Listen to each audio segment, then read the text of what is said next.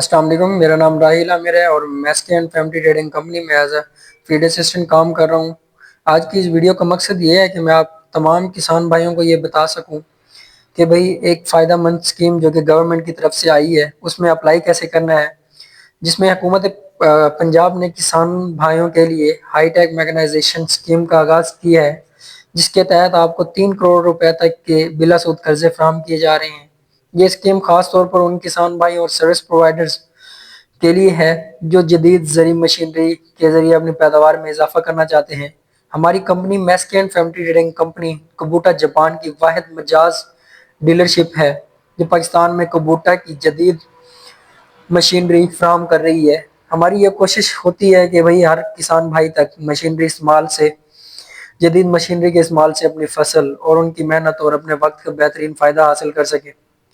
मेरा मकसद इस वीडियो के ज़रिए आप तमाम किसान भाइयों को स्कीम के मुकम्मल मालूमात फराहम करना और इसमें अप्लाई कैसे करना है और आप तमाम किसान भाई खुद अप्लाई कर सकें, इसमें मैं आपको तमाम जानकारी देना चाहूँगा। सबसे पहले तो आपको इस लिंक का पता हो जो कि हमने अपनी पोस्ट के ऊपर भी आपको दे दी है। इसमें आप क्लिक करेंगे तो आपके पास ऐसे ओपन हो जाएगी, एक स्क्रीन आ जाएगी जिसमें देखेंगे कि भाई अप्लाई नो पे आप जैसे ही जाएंगे, आपका अगर तो अकाउंट बना हुआ है तो ठीक है, वेल एंड गुड। अगर नहीं बना हुआ तो आप क्रिएट अकाउंट पे जाएं।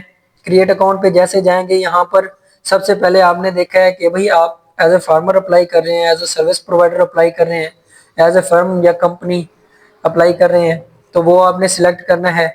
उसके बाद आपने अपना आईडी कार्ड नंबर यहाँ पर लिखना है। आईडी कार्ड नंबर लिखने के बाद आपका मोबाइल नंबर जो कि आपके नाम का हो, मतलब आपके आईडी कार्ड के ऊपर ही सिम हो, वो उसके ऊपर आप बनाएं। उसके बाद आपका ईमेल एड्रेस ईमेल पुट करेंगे। उसके बाद यहाँ पर अपना पासवर्ड लिखें और इसके बाद ये कैप्चा जैसे लिखेंगे, रजिस्टर करेंगे तो आपका अकाउंट बन जाएगा। उसके बाद आपने यहाँ पर लॉगिन कर लेना है। लॉगिन करने के बाद आपने ये कैप्चा लिखना है। तो आप जैसे ही लॉगिन करेंगे, सबसे पहले आपको यहाँ पर ऐसा पेज नजर आएगा जिसमें आपने सबसे पहले अपना नाम लिखना है। नाम लिखने के बाद आपने अपने फादर का नाम लिखना है। उसके बाद आपने अपना आईडी कार्ड नंबर लिखना है। उसके बाद आपने यहाँ पर अपने आईडी कार्ड की फ्रंट साइड की ना तस्वीर यहाँ पर अपलोड करनी है। आपकी फ्रंट साइड की तस्वीर का जो साइज होगा ना वो 50 KB से कम होना चाहिए, वरना यहाँ पर वो अपलोड नहीं होती। तो अगर तो आपकी तस्वीर का साइज बड़ा है तो आप क्रोम में जाकर वहां पर किसी भी उसमें लिंक में जाकर अपना फोटो का साइज छोटा कर सकते हैं। उसके बाद आपने अपने शनाख्ती कार्ड की इशुएंस डेट, मतलब आपका आईडी कार्ड कब बना था, वो यहाँ पर पुट करनी है। उसके बाद आपके आईडी कार्ड की एक्सपायरी डेट और आपकी तारीख पैदाइश क्या है वो आपने लिखनी है। ये ऑटोमेटिक आपकी जितनी भी साल की उम्र होगी वो यहाँ पर आ जाएगी। उसके बाद आपका जेंडर एज अ मेल कर रहे हैं या फीमेल है वो अप्लाई कर रहे हैं। उसके बाद आपने अपना मोबाइल नंबर लिखना है जो कि आपके ही नाम पे हो सिम उस पे। और यहाँ पर क्या मोबाइल नंबर आपके नाम पर रजिस्टर्ड है तो आपने यस पे क्लिक करना है। उसके बाद आपने अपनी ईमेल यहाँ पर पुट करनी है, जीमेल। उसके बाद आपने अपना डिवीजन, डिस्ट्रिक्ट, तहसील ये ऑटोमेटिक आ जाएंगी। जैसे ही आप अपना डिवीजन पुट करेंगे और डिस्ट्रिक्ट पुट करेंगे, उसके बाद आपको ऑटोमेटिक ऐसे मिलता जाएगा। उसके बाद आपने अपना एड्रेस लिखना है। एड्रेस लिखने के बाद सेव एंड नेक्स्ट पे जाना है। सेव एंड नेक्स्ट के ऊपर जाने के बाद आपके पास ये दूसरा स्टेप आ जाएगा। दूसरा स्टेप ये है कि भाई आपके पास जरी जमीन कितनी है। इसमें शर्त ये है कि भाई 5 एकड़ से ज्यादा वाला ही अप्लाई कर सकता है। तो आपकी जितनी जमीन है 5 एकड़ से ऊपर वो आपने यहाँ पुट करनी है। उसके बाद आपका जो डाटा है वो कंप्यूटराइज्ड है या मैनुअल है वो आपने पुट कर देना है। और जमीन की मलकियत 5 एकड़ से कम ना हो वो ये भी बताते हैं, ठीक है। उसके बाद आपने डिवीजन लिखना है और डिस्ट्रिक्ट लिखना है, फिर तहसील लिखनी है। उसके बाद जो जहां पर आपकी जमीन है आपने यहाँ पर वो जगह लिखनी है कि भाई आपकी जमीन किस सिटी में है, किस गांव में है या किस सिटी के साथ है। इस तरह से जैसे ही आपने वो वाला स्टेप कंप्लीट किया, उसके बाद आप आ जाएंगे तीसरे स्टेप पे। यहाँ पर आप आएंगे तो आपके पास मैस्की एंड कबूटा की नर्सरी रेजिंग मशीन में अप्लाई करना है, राइस ट्रांसप्लांटर में अप्लाई करना है या राइस कंबाइन हार्वेस्टर में अप्लाई करना है।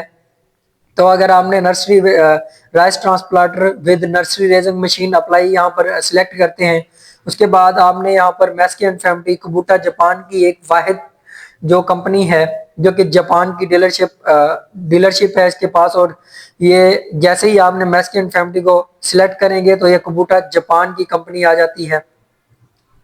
इसके बाद आपने ये अप्लाई किया, ये देखें, ये आपको नजर आ रहा है कुबूटा कारपोरेशन जापान, जापान की एक मशीनरी ला रही है। अगर आपने यहाँ पर सिलेक्ट करना है कि आप कितनी यूनिट लेना चाहते हैं, मतलब एक में अप्लाई करना चाहते हैं, दो में, या जितनी भी।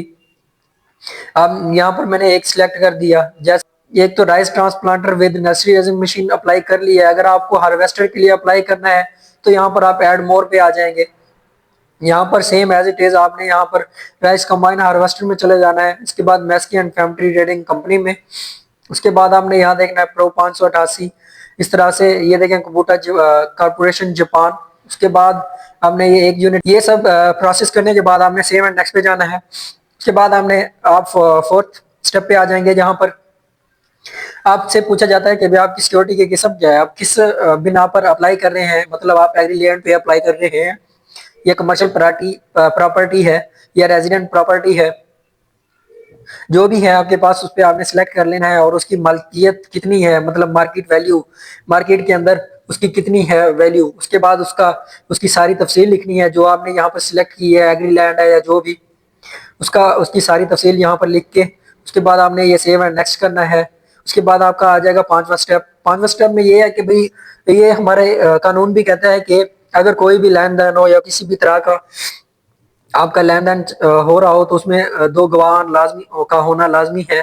तो उसमें यही एज इट इज यही आ रहा है कि रेफरेंस फंड्स, मतलब आपके पास पहला गवाह हो जिसका नाम यहाँ पर आपने लिखना है। उसके बाद सीएनआईसी की फोटो आपकी 50 KB से कम साइज वाली हो, वो यहाँ पर सीएनआईसी की फ्रंट साइड आप पिक यहाँ पर आपने अपलोड कर देंगे। इसके बाद यहाँ पर बैक साइड और इधर उनका मोबाइल नंबर और उनके आईडी कार्ड की इशुएंस से जो आपका पहला गवाह होगा। उसके बाद उनसे रिश्ता क्या है, चाचू है, भांजा है, जो भी है, अब यहाँ पर आप पुट कर देंगे सेम एज इट इज। दूसरा रेफरेंस भी ऐसे पुट करके सेम इंडेक्स पे चले जाना है। जैसे ही आप यहाँ पर आएंगे तो यहाँ पर आपको यहाँ पर लिखा हुआ मिल जाता है कि मैं इकरार करता हूँ कि दरखास्त फॉर्म में दी गई सारी मालूमात ठीक है। अगर तो आपने कोई भी एक भी मालूमात आपने गलत पुट की होगी तो ये आपकी एप्लीकेशन रिजेक्ट हो जाएगी। तो सही है कि आप पहले ही अपनी सारी इंफॉर्मेशन सही पुट करें। उसके बाद यहाँ पर ये क्लिक करना है, इसमें ये है कि मैं इस बात की तस्दीक करता हूँ कि फ्राहम करदा सारी मालूमात दुरुस्त हैं। उसके बाद यहाँ पर आपने सबमिट करना है, तो आपकी एप्लीकेशन डन हो जाएगी, कंप्लीट हो जाएगी। जज़ाकल्लाह।